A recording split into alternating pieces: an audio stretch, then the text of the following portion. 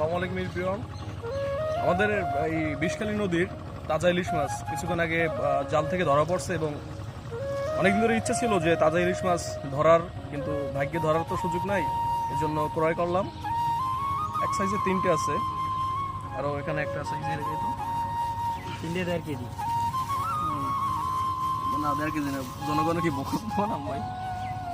তো আলহামদুলিল্লাহ আমাদের নদীর জ্যান্ত ইলিশ মাছ কিছুক্ষণ আগে মৃত্যুবরণ করছে। তো আপনারা যারা জ্যাতা ইলিশ মাছ খেতে চান এভাবে নদীর পাশে এই সময় থাকবেন, তাইলে অন্তত পক্ষে পাবেন এগুলো। তো ধন্যবাদ সবাইকে সাথে থাকার জন্য। আসসালামু আলাইকুম।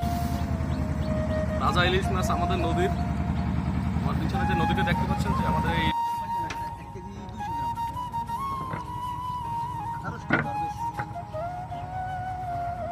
1 কেজি 200 বড় তাই নদীতে।